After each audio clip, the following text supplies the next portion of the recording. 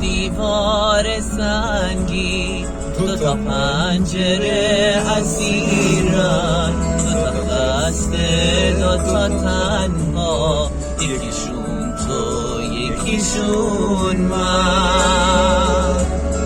دیوار از سنگ سیاهه، سنگ سرد و سخت خارا، زده قفل بی صدایی به لبای خسته ما.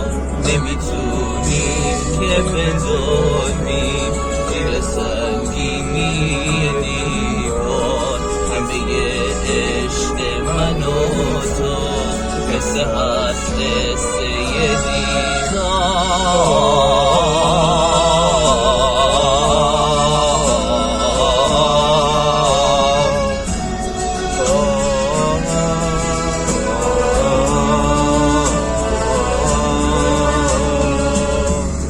همیشه فاصله بوده بین دستای من و تو، تا همین تلخی گذشته شب و روزای من و تو.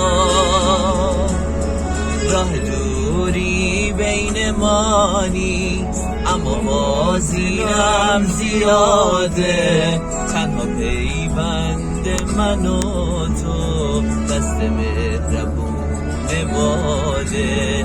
ما باید اسیر بمونیم، زنده هستیم تا اسیریم، واسه ما رهایی مرگه، تا رها بشیم میمیریم.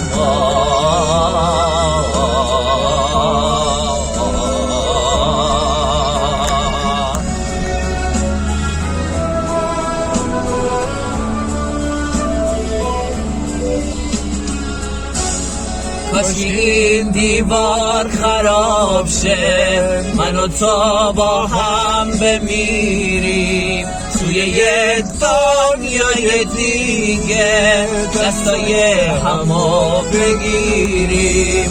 شاید اونجا توی دلها درد بیزاری نباشه، میونه پنجره هاشون دیگه دیواری نباشه.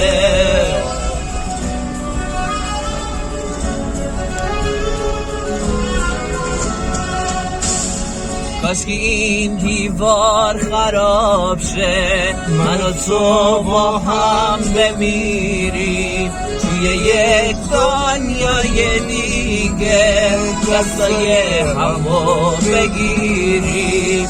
شاید اونجا توی دلها درد بیزاری نباشه، میونه پنجره هاشون دیگه دیواری نباشه.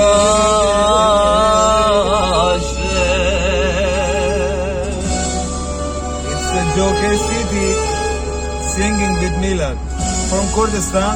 First time you seeing him in Pardis province.